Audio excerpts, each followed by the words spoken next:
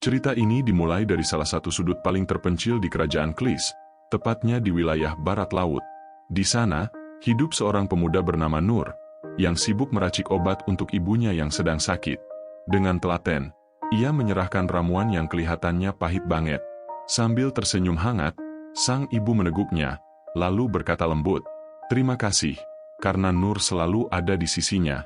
Nur membalas senyum itu, bilang kalau ia cuma ingin keluar sebentar, memberi makan dombanya. Tapi sebelum sempat melangkah, sang ibu menatapnya serius. Ia meminta satu janji sakral. Jangan pernah melewati pagar pelindung yang mengelilingi rumah mereka. Nur mengangguk mantap, bersumpah akan menepati janji itu. Bahkan ia berjanji akan membawa pulang beberapa buah beri dan daging kelinci untuk dibuat sup hangat nanti malam. Namun tak lama setelah itu, ibunya tiba-tiba batuk parah, membuat Nur panik setengah mati. Ia hendak merebus air lagi, tapi sang ibu menahan tangannya. Dengan sisa tenaga yang tinggal sedikit, beliau mengusap noda tanah di wajah anaknya yang kelelahan. Sambil menahan air mata, sang ibu meminta maaf karena merasa tak bisa memberi lebih banyak untuk Nur. Ia berkata, Nur berhak menentukan jalannya sendiri, dan harus menjalani hidup yang benar-benar ia inginkan. Malamnya, Nur benar-benar memasak sup dari daging kelinci dan buah-buahan yang ia kumpulkan. Aromanya menyebar ke seluruh penjuru rumah kecil mereka. Begitu supnya matang, ia membawa semangkuk ke kamar ibunya, memanggil pelan. Tapi tak ada jawaban. Ia menggoyang bahu ibunya perlahan, tetap tak bergerak. Tubuh sang ibu dingin. Dan di saat itu juga, Nur menyadari kenyataan paling pahit dalam hidupnya. Ibunya telah pergi untuk selamanya. Di bawah langit malam yang sunyi, Nur menggali makam untuk ibunya, tepat di samping pusara sang ayah. Tangisnya pecah tanpa suara, hanya angin malam yang menjadi saksi. Sejak hari itu, hidup Nur seperti kaset rusak. Berburu, mengurus ternak, merapikan rumah, membaca buku. Semua dilakukan berulang-ulang, dalam kesunyian yang mencekik. Sampai suatu hari, saat sedang membersihkan tumpukan buku tua, tangannya menemukan sebuah buku dekil yang tampak tak asing. Begitu ia buka halamannya, kenangan masa kecilnya menyeruak. Itu buku dongeng yang dulu selalu dibacakan ayahnya. Kisah para petualang pemberani. Tentang mereka yang menumpas kutukan di hutan angker, belajar sihir hingga menjadi penyihir sakti, dan bekerja sama melawan monster raksasa. Cerita yang penuh semangat, keberanian, dan pengorbanan. Kisah-kisah itu dulu jadi bahan bakar imajinasi Nur kecil, membuatnya merengek minta dibacakan lagi dan lagi. Kini, kata-kata terakhir ibunya kembali terngiang di kepalanya. Jalani hidup yang kau inginkan. Sambil menggenggam erat buku peninggalan ayahnya, sebuah tekad tumbuh di dalam dirinya. Sudah waktunya, ia ingin menjadi seorang petualang. Keesokan paginya, Nur menyiapkan stok makanan untuk ternaknya, cukup untuk beberapa musim ke depan. Ia berdiri di depan makam kedua orang tuanya dan mengucapkan selamat tinggal tanpa suara yang bergetar. Ia berkata, ia akan berangkat ke kota untuk memulai perjalanan pertamanya sebagai petualang. Dengan semangat yang membara, untuk pertama kalinya seumur hidup, Nur melangkah keluar, melewati batas pelindung yang selama ini jadi penjaranya. Beberapa hari berjalan sendirian, akhirnya ia melihat siluet sebuah kota besar di kejauhan. Ia masuk lewat gerbang dan dengan sopan bertanya kepada penjaga di mana letak guild petualang. Begitu menginjakan kaki di dalam kota, dunia Nur seolah meledak. Matanya terpana, gedung-gedung tinggi, jalanan ramai, suara pedagang yang bersahut-sahutan, dan lautan manusia dari berbagai ras. Semuanya terasa hidup dan penuh warna. Inilah dunia yang selama ini hanya bisa ia lihat dari lembaran dongeng ayahnya. Dan disinilah, petualangan sejatinya akan dimulai. Dengan semangat membara, Nur mendorong pintu besar guild petualang yang beratnya luar biasa. Ia sempat membayangkan sambutan epik, mungkin musik heroik atau sorak-sorai. Tapi yang menyambutnya hanyalah seorang pria berwibawa yang menatapnya heran. Ini anak ngapain nyasar ke sini? Begitu kira-kira tatapannya. Dengan nada tenang tapi tegas, pria itu, ketua guild Gilbert, berkata bahwa ini bukan tempat untuk anak-anak. Ia menyarankan Nur untuk pulang. Namun Nur tidak goyah. Dengan mantap ia menjawab bahwa ia tidak tersesat, dan datang ke sini karena ingin menjadi petualang. Gilbert terdiam sejenak, lalu menghela napas panjang. Wajahnya melunak, tapi suaranya tetap tegas. Ia menjelaskan bahwa untuk menjadi petualang, Nur harus masuk ke sekolah pelatihan terlebih dahulu, belajar memilih kelas, berlatih, dan menguasai berbagai keterampilan. Nur, yang seumur hidup hanya tahu cara mengurus domba, tentu bingung mendengar kata keterampilan. Gilbert memberi contoh, teknik pedang, sihir, dan hal-hal semacam itu.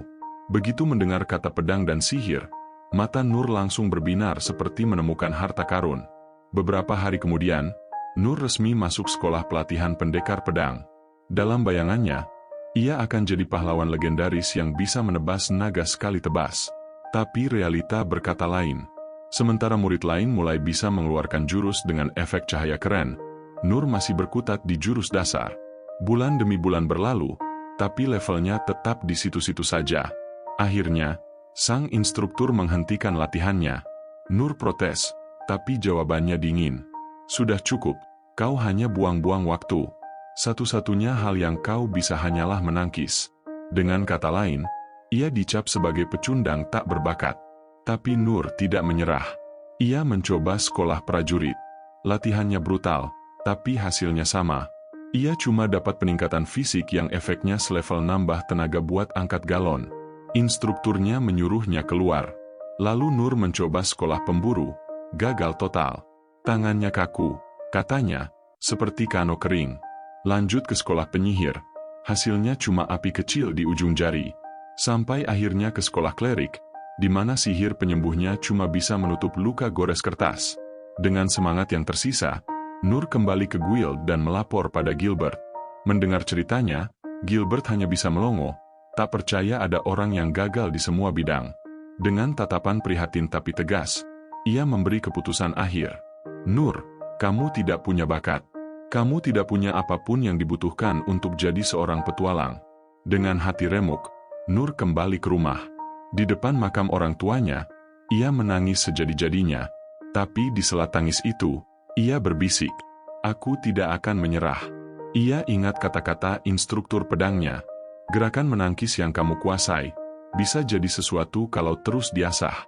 Dan sejak hari itu, Nur bertekad untuk menjadi master di satu bidang, seni menangkis. Siang dan malam, di bawah panas dan hujan, ia berlatih tanpa henti. Setahun berlalu, ia sudah mampu menangkis 10 pedang sekaligus. 3 tahun kemudian, 100 pedang pun bisa ia tangkis sempurna. Namun tak ada satupun skill baru muncul di statusnya. Tapi Nur tak peduli. Ia terus berlatih, mematahkan ribuan pedang kayu, mengobati luka dengan sihir penyembuh cupu miliknya, yang setidaknya bisa mencegah infeksi.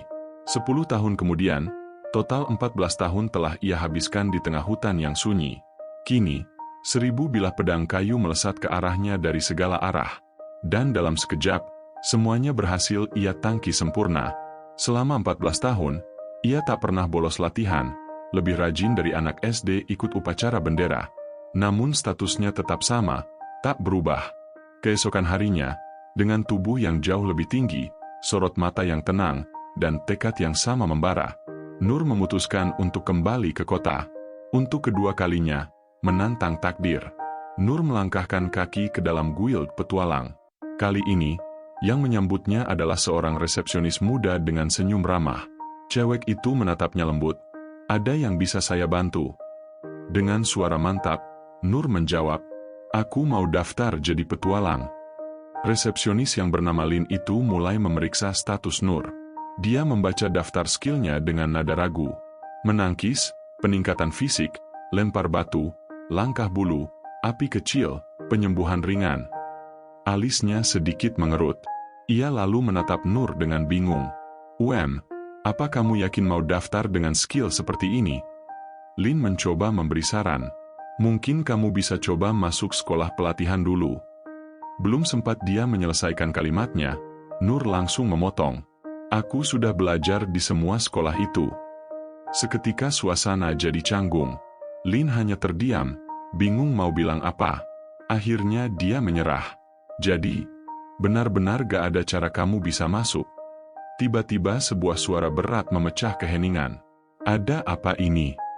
Ketua guild, Gilbert, muncul dari balik ruangannya. Dia menatap Nur dengan heran. Butuh beberapa detik sebelum akhirnya mengenali wajah itu. "Tunggu, jangan-jangan kau, bocah itu?" tanyanya tidak percaya. Nur pun menceritakan semuanya, tentang 4